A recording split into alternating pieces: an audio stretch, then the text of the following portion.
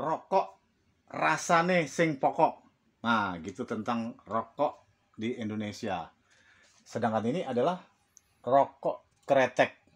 Kretek itu sebetulnya dulu tuh seperti suara ketika cengkeh terbakar. Mungkin bunyinya trek trek trek trek, makanya dinamain rokok kretek. Nah, ini adalah koleksi-koleksi dari rokok kretek di Indonesia. Udah lama sekali. Waktu itu saya koleksi dan bermacam-macam ya. Ternyata industri rokok itu besar ya dibanding apa namanya.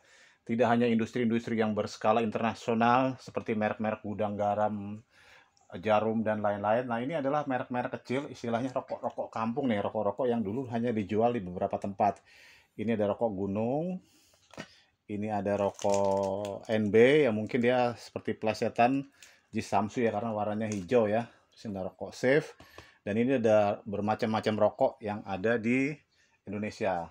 Rokok di Indonesia sendiri atau di negeri ini sudah berkembang cukup lama ya.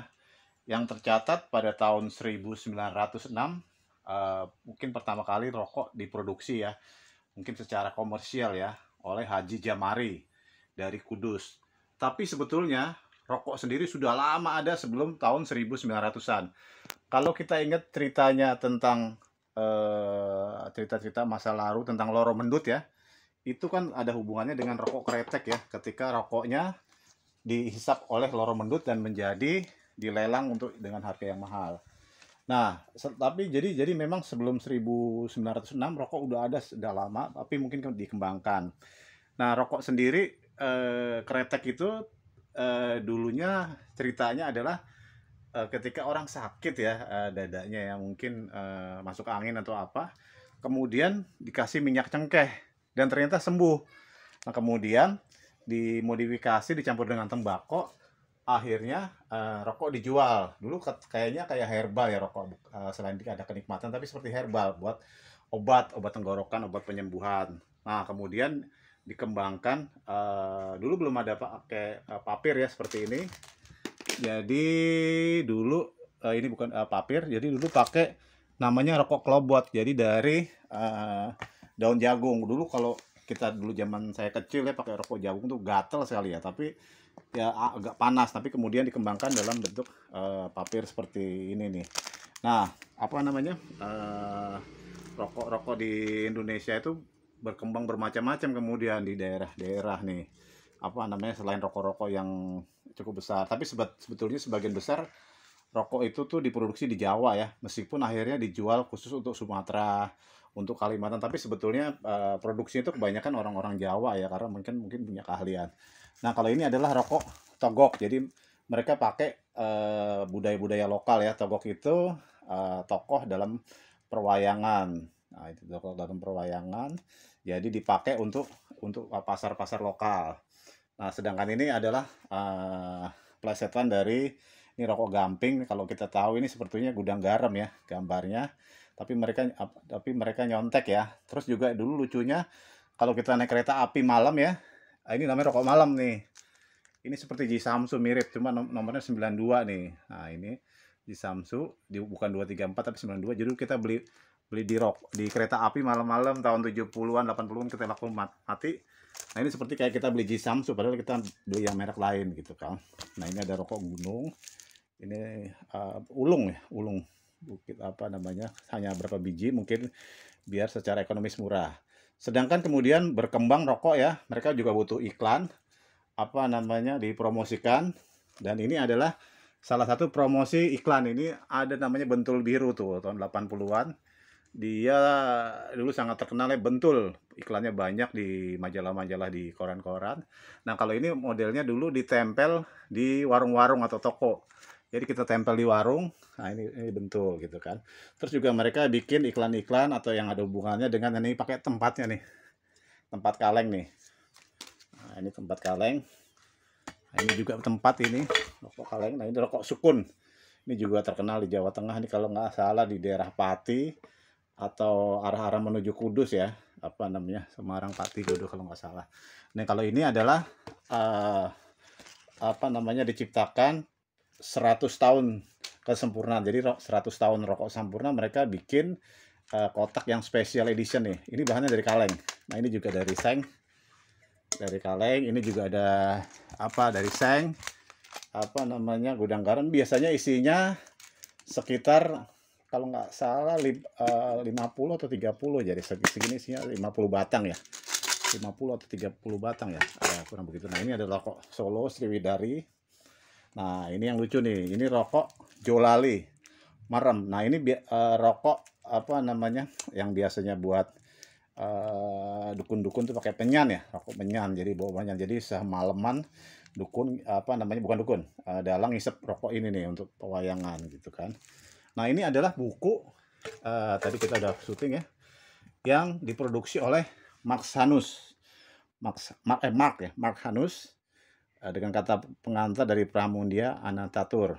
Nah, ini buku yang berisi tentang cerita rokok kretek di Indonesia. Dia melakukan penelitian, penulisan. Nah, ini adalah salah satu awal dari perkembangan rokok di Indonesia. Dulu mereka promosi dengan mobil-mobil ini keliling kampung-kampung, kota-kota kecil dan lain-lain untuk mempromosikan rokok. Nah, ini namanya Niti Sumito. Niti Sumito adalah salah satu istilahnya bos atau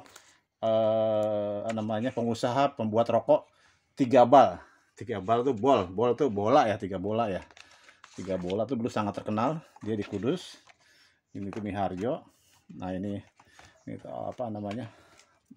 mereka keliling-keliling, ada pakai sepeda, sales-salesnya, ini 3 bal. Mereka mempromosikan dengan pemutaran layar tancap, mereka dengan pertunjukan wayang, bikin karnaval. Nah, inilah salah satu dari foto-foto yang dibuat oleh Mark Hanus. Nah, ini mereka bikin acara operet atau bikin acara pertunjukan malam seperti teater atau pertunjukan Dardanella. Nah, ini adalah salah satu dari surat menyurat tahun 1934.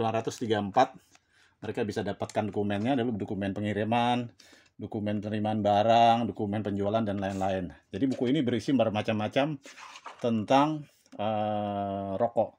Nah, rokok ini sebetulnya tidak terlepaskan dari cengkeh, terutama rokok kretek ya. Kalau rokok putih nggak ada cengkehnya. Ini rokok cengkeh yang membuat rasa itu menjadi lain. Dan cengkeh itu kan tadi juga cerita bahwa kretek itu adalah cengkeh yang dibakar, bunyinya kretek-kretek ya ketika dibakar. Nah, inilah dia tentang industri rokok. Ini cengkeh, bahkan uang 20 ribuan dulu ada gambar cengkehnya nih.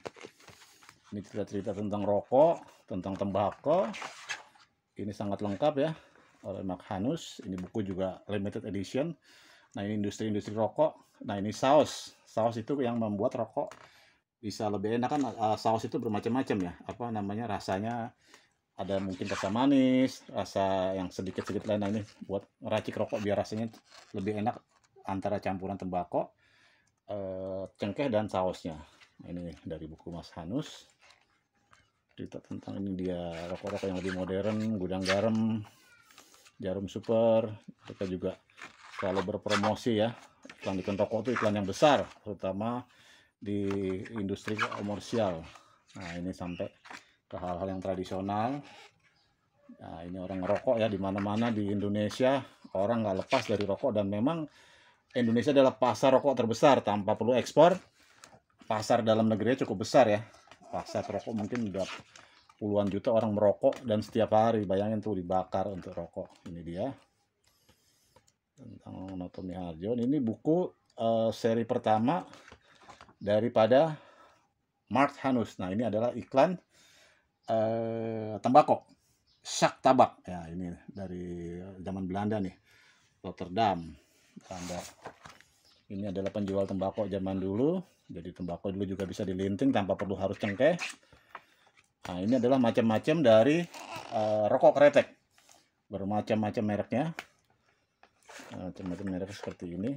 Oke, kemudian di sini juga sekarang banyak orang mengumpulkan rokok ya, kretek terutama, karena ini adalah bagian dari budaya Indonesia. Karena memang udah umurnya ratusan tahun ya. Tadi kalau digabungkan dengan ceritanya Lor Mendut, Panembahan Sindokpati ya cukup lama ya. Nah, ini adalah contoh-contoh dari detil-detil rokok yang ada di Indonesia ya. Di mana-mana kebetulan saya mendapatkan di berbagai tempat di Indonesia, di Jawa, di Sumatera, dan Kalimantan. Nah, ini adalah rokok kerbau. Ini versi terbarunya ya. Versi lamanya ada karena rokok kerbau itu sudah cukup lama juga. Adanya di Solo. Terus ini rokok yang Jarum Coklat ketika dia beriklan, ini bahannya seng, kaleng. Nah, ini temanya tentang pariwisata atau tentang traveling. Ini dia ada 4 macam ya kalau nggak salah. Ini tentang di mana nih? Ada berapa tempat? Special edition nih. Ini banyak kaleng. Keindahan Jawa Barat, terus versi-versinya macam-macam. Ini juga dia punya versi, ada berapa macam nih. Ini tentang Indonesia, Jawa Barat. Mungkin apa nih? Nanti akan dikembangkan yang lain-lain. Oke, jika Anda mungkin pengen tahu lebih lanjut, punya pertanyaan-pertanyaan. Nah, ini juga bentuk kaleng. Ini iklan apa bentuknya, jadi ya sekalian beriklan ya, meskipun ini hanya tempat. Anda bisa ini rokok JK, bermacam-macam lah rokok, banyak sekali apa jumlahnya. Dan dulu kebetulan rokok ini belum ada iklan seperti ini, jadi masih polos, jadi belum ada iklan-iklan tentang sakit-sakit atau tentang radang tenggorokan, peringatan-peringatan. Jadi rokok itu sebetulnya dulu desainnya lebih bagus, jadi orang ngumpulin rokok karena desainnya sangat apa namanya menarik ya. Rokok sejati, ini rokok Kompas, mungkin rokok ikutin Kompas berita Malibu. Jadi belum ada, di atasnya belum ada gambar-gambar yang agak serem-serem ya, apa peringatan-peringatan tentang rokok itu berbahaya ya. Nah, ini kan ada ini tuh serem tuh, apa namanya, tentang penyakit kanker atau apa kalau merokok ya. Itu sih terserah daripada perokok ya. Oke, sementara sekian dulu. Terima kasih Anda sudah menyaksikan YouTube Denny Yuryandi. Bagi yang baru menemukan YouTube Denny Yuryandi, silakan subscribe, bunyikan lonceng agar Anda bisa mendapatkan informasi-informasi lainnya yang lebih menarik. Oke, sekian dulu. Terima kasih. Assalamualaikum warahmatullahi wabarakatuh. Salam sukses, sehat selalu.